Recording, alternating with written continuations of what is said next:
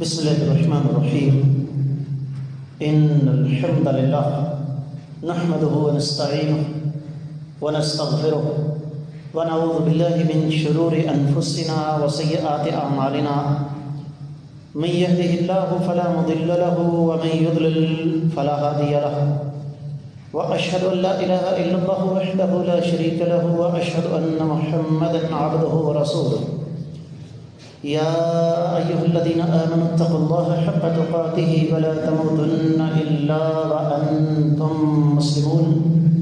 يا أيها الناس اتقوا ربكم الذي خلقكم من نفس واحدة وخلق منها زوجها وبث منهما رجالا كثيرا ونساء، واتقوا الله الذي تساءلون به والأرحام إن الله كان عليكم رقيبا. يا أيها الذين آمنوا اتقوا الله وقولوا قولا سديدا يصلح لكم أعمالكم ويغفر لكم ذنوبكم، ومن يطع الله ورسوله فقد فاز فوزا عظيما.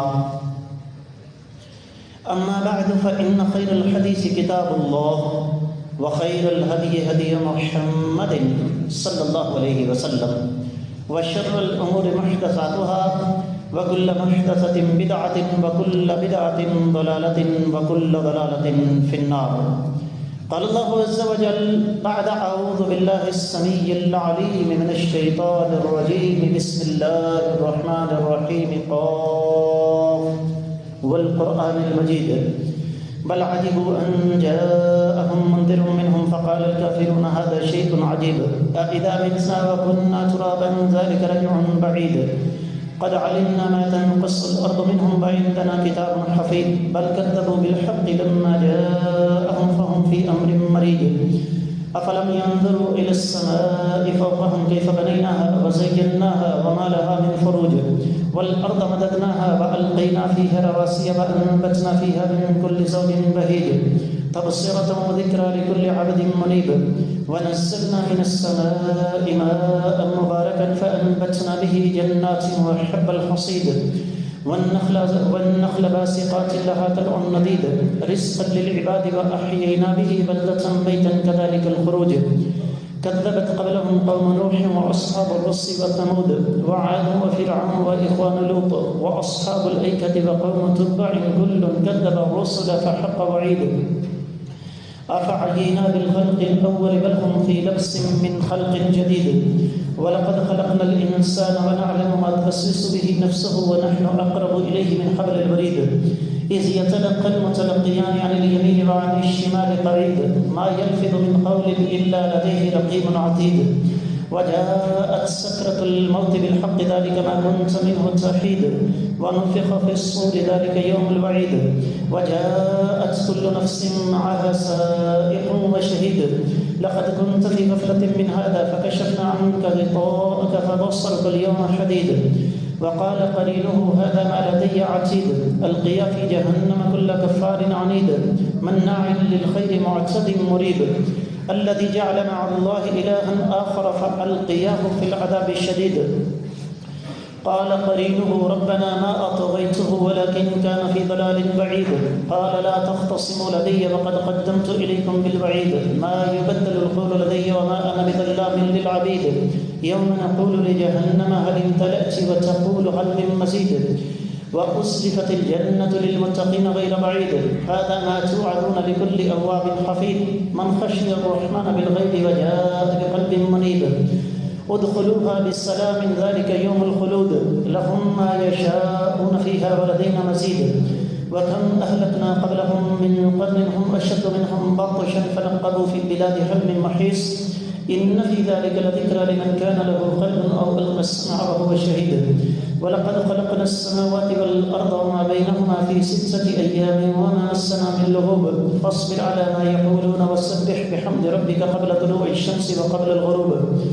ومن الليل فسبحه وأدبار السجود واستمع يوم ينادي المنادي من مكان قريب يوم يسمعون الصيحة بالحق ذلك يوم الخروج إنا نحن نحيي ونميت وإلينا المصير يوم تشقق الأرض عنهم سراعا ذلك حشر علينا يسير نحن أعلم بما يقولون وما أنت عليهم بجبار فذكر بالقرآن من يخاف وعيد. معزز خواتین و حضرات، میں سب سے پہلے اپنے آپ کو اور اس کے بعد آپ سب لوگوں کو اللہ ملک العلام رب الجلال والاکرام سے ڈرنے کی تلقین کرتا ہوں. اور جو انسان حقیقی معنوں میں اللہ تعالیٰ سے ڈر جاتا ہے، رب کائنات اسے جو انعامات عطا فرماتے ہیں ان میں سے ایک یہ بھی ہے کہ وہ انسان اپنا احتساب خود کرنے کے قابل ہو جاتا ہے. آج 17 جمادی الاولیٰ 1446 ہجری، دوسری طرف 20 دسمبر 2024 عیسوی ہے، اور ہمارا آج کا موضوع پچھلے موضوع کا ہی تسلسل، خود احتسابی کی راہ میں اپنی شخصیت کی تعمیر میں رکاوٹ بننے والے عوامل کون کون سے ہیں. دوسرے لفظوں میں وہ غلطیاں، وہ خامیاں، وہ کمیاں، وہ کوتاہیاں جو ہماری شخصیت کو تباہ و برباد کرنے والی ہیں، وہ کون کون سی ہیں. ان میں سے 5 کا تذکرہ سابقہ خطبہ جمعۃ المبارک میں ہو چکا ہے. بقیہ کا تذکرہ میں آج کروں گا.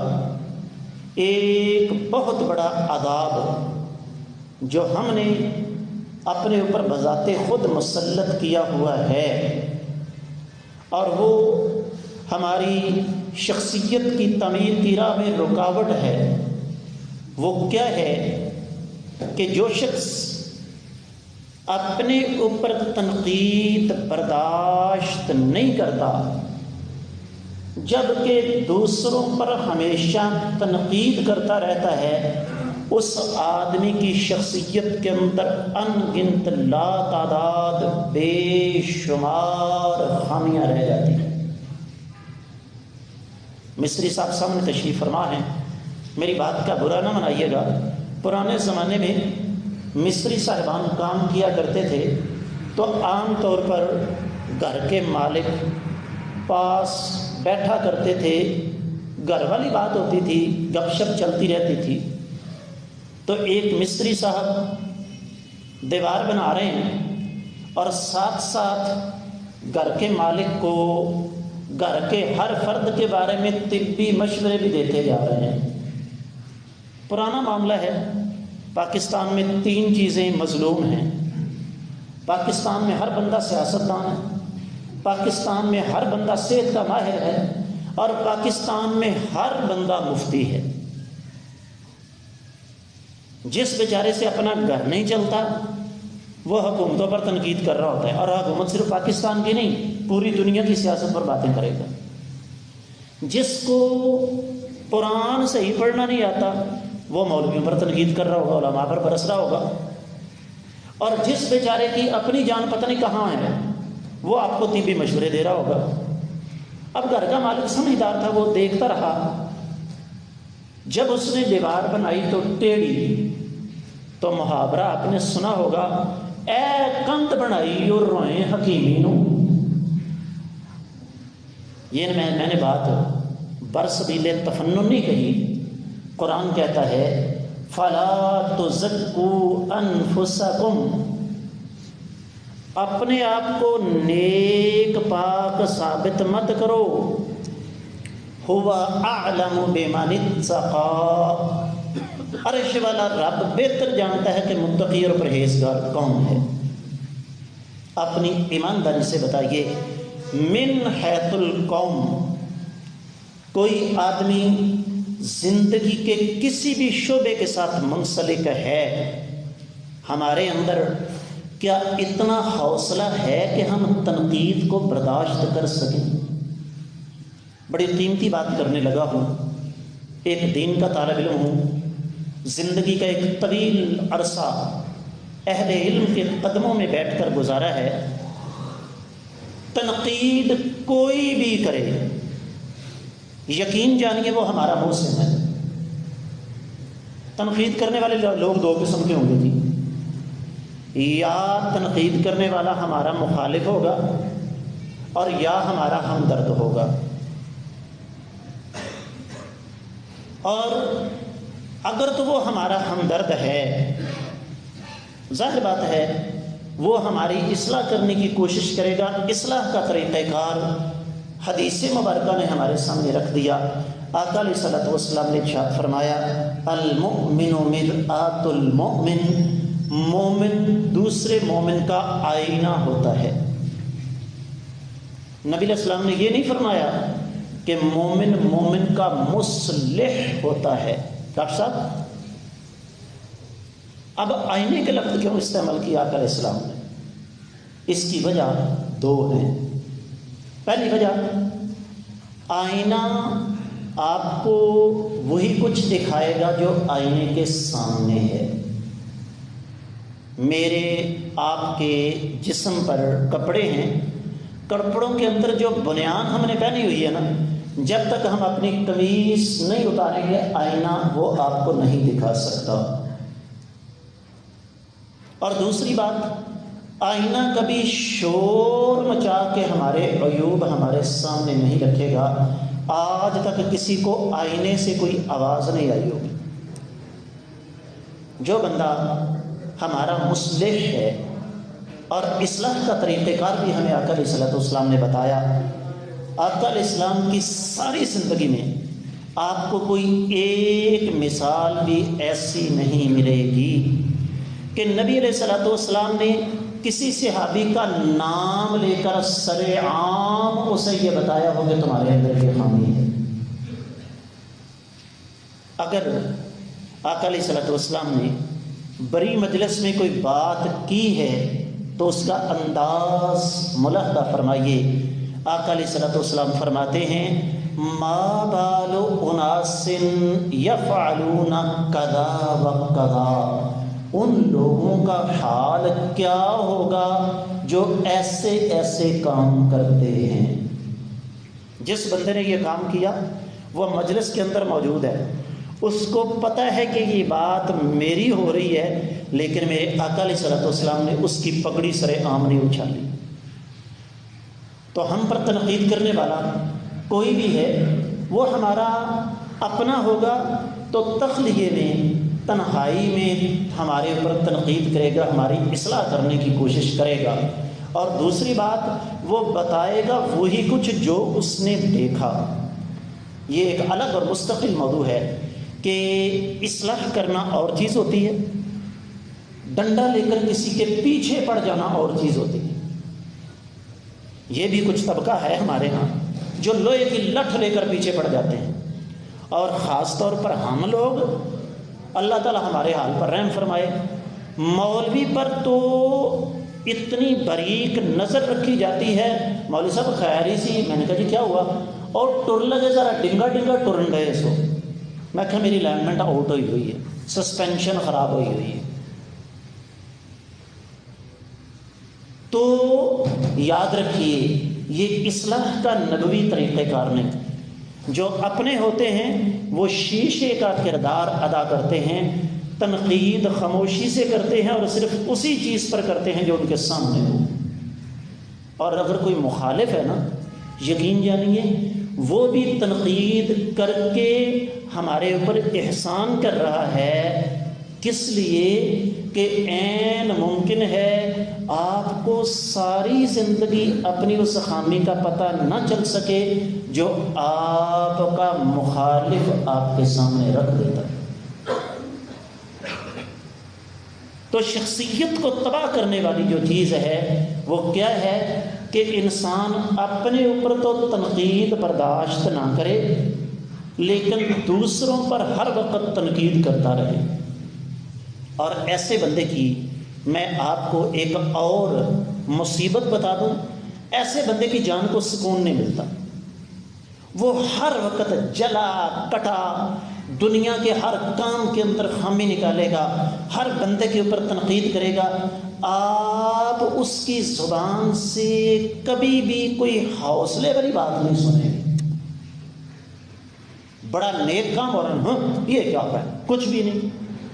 یہ جملہ ان کا تکیہ کلم وہ کھ کنڈا بھی نہیں ہے کوئی اتنے کچھ نہیں بن سکتا. اللہ رب العزت ڈاکٹر عبد القدیر خان رحمہ اللہ کی قبر کو منور فرمائے. زندہ قومیں اپنے محسنین کو یاد رکھا کرتی ہیں. جب پاکستان میں ایٹمی دھماکے ہوئے میں اس وقت سعودی عرب میں زیر تعلیم تھا اور یقین جانیے وہاں بھی بالکل یہی صورتحال ہے. ملک بھوکھا مرن ڈیا تو انہوں نے ایٹمی دھماکے کرن دی پئی ہوئی.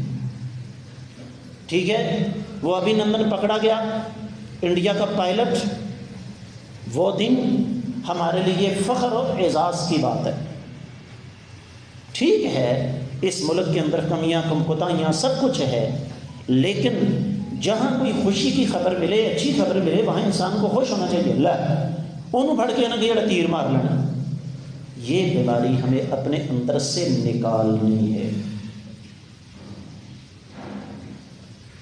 یہ جو ہر وقت اپنی تعریف اور دوسروں پر تنقید, یہ قرآن کے بھی خلاف ہے, حدیث کے بھی خلاف ہے, آقا علیہ الصلوۃ والسلام کی سیرت کے بھی خلاف ہے, اور انسانیت کی شان کے بھی خلاف ہے.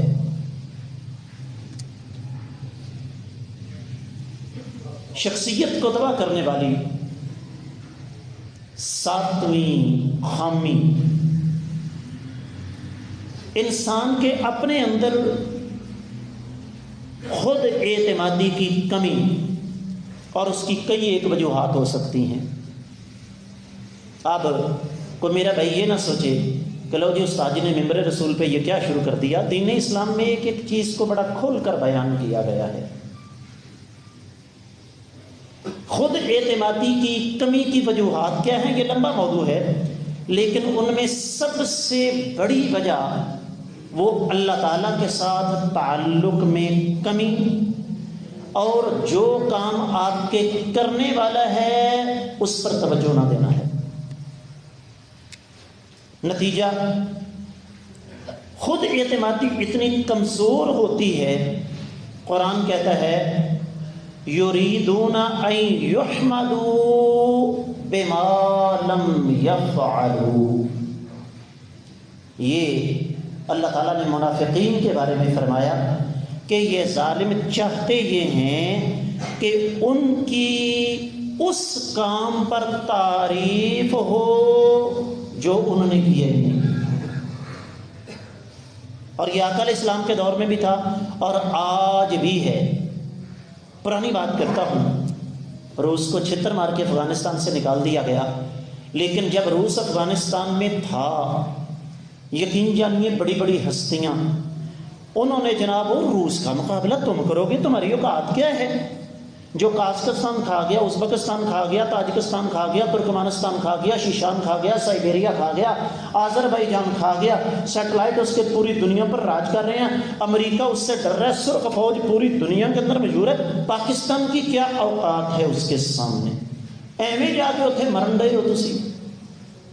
اور جب عرش والے کی مدد سے انہی بچے اغوا کرنے والے پٹھانوں نے, انہی نسوار کھانے والے پٹھانوں نے, پوری دنیا سے آنے والے مسلمانوں نے روس کے دانت کھٹے کر دیے. اللہ کی قسم میں نے ان آنکھوں سے دیواروں پر نعرے لکھے ہوئے دیکھے, ہم ہیں افغانستان کے فاتح.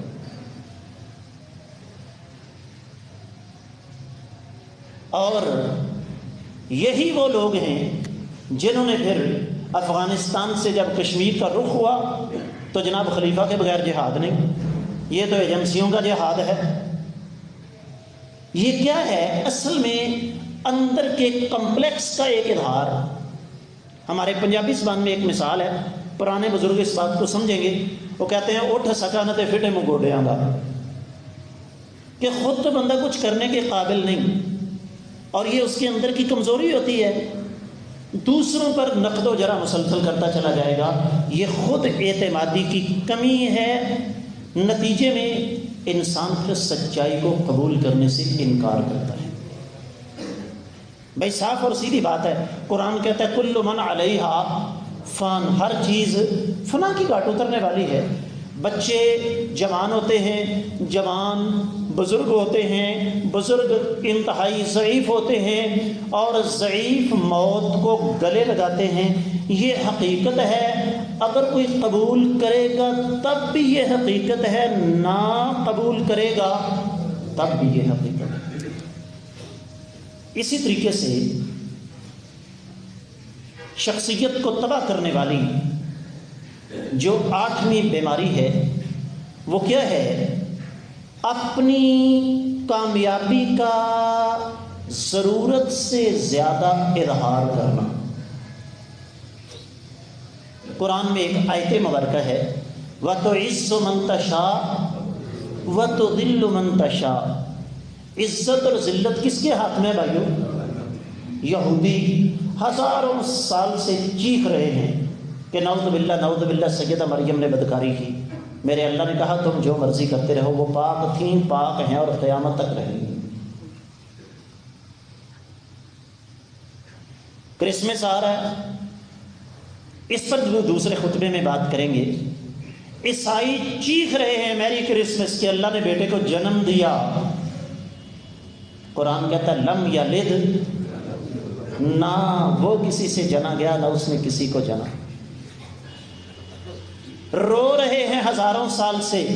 سیدہ عائشہ رضی اللہ تعالیٰ عنہا، میری اور آپ کی ماں کے دشمن، وہ طیبہ طاہرہ تھیں، طیبہ طاہرہ ہیں اور قیامت تک۔ عزت اور ذلت کس کے ہاتھ میں ہے؟ میں فجر کے وقت قرآن کی ایک آیت کا ترجمہ پڑھاتا ہوں۔ جو میرے مستقل نمازی ہیں وہ جانتے ہیں، میں نے 1 یا 2 دن پہلے یہ بات بیان کی تھی کہ کوئی تصور کر سکتا تھا؟ قرآن کہتا ہے بَشَرَوْهُ بِثَمَنٍ بَخْسٍ دَرَاهِمَ مَعْدُودَةٍ وَكَانُوا فِيهِ مِنَ الزَّاهِدِينَ۔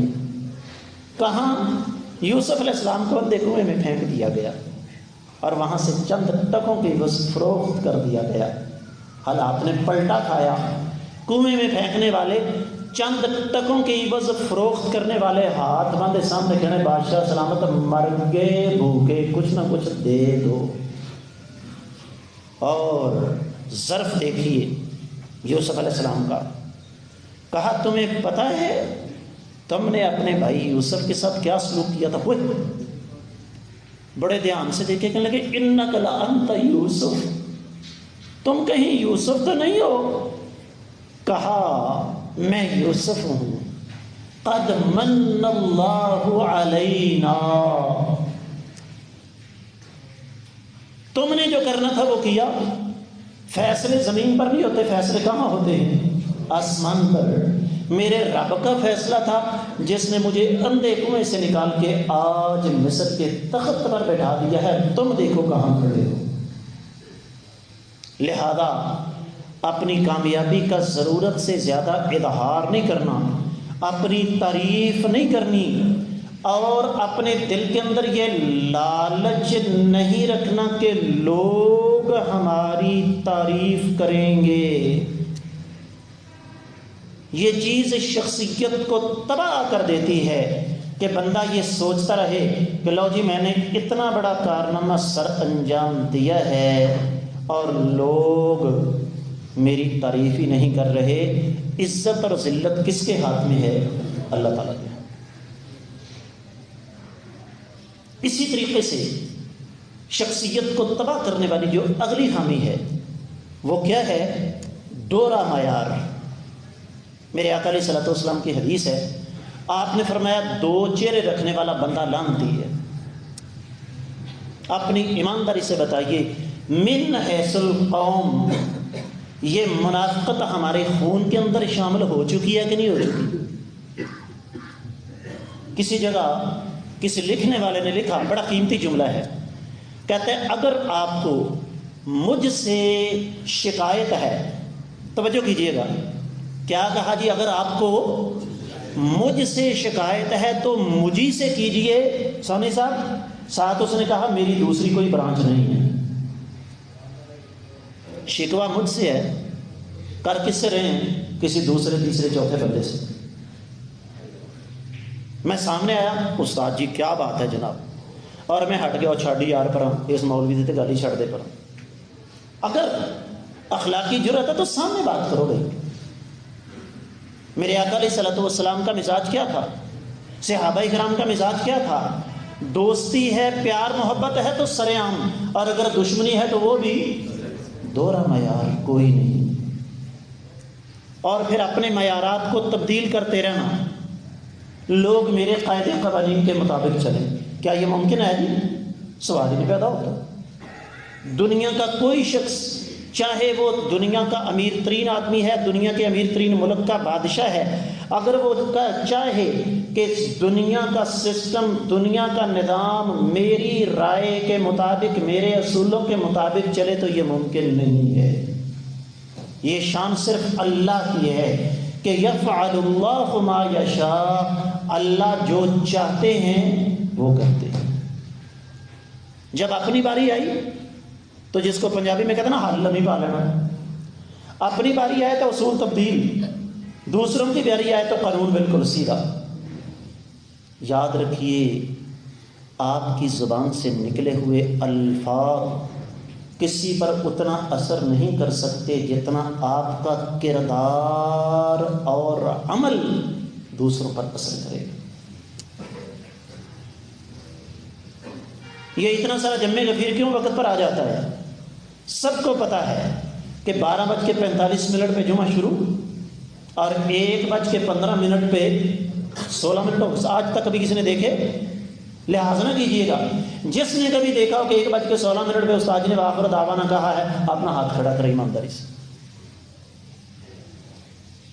جب میں اپنے بنائے ہوئے اصولوں کو اپنے اوپر لاگو نہیں کر سکتا تو میں دوسروں سے کیسے توقع رکھ سکتا ہوں؟ اور بچوں والوں، بات ضمن یاد آ گئی، جب آپ خود 5 وقت کے نمازی ہیں، آپ کا بچہ کبھی نمازی نہیں بنے گا. جب آپ خود سگریٹ پی رہے ہیں، آپ اپنے بچے کو منع کرنے کی قطعی طور پر اس کا حق نہیں رکھتے ہیں. تو یہ ایک بہت بڑی خامی ہے کہ دوہرا معیار، کہنا کچھ اور کرنا کچھ، جو پہلا قاعدہ بیان کیا تھا. آخری بات، جو چیز انسان کی شخصیت کو تباہ کرتی ہے وہ کیا ہے؟ دھوکہ دہی اور جھوٹ.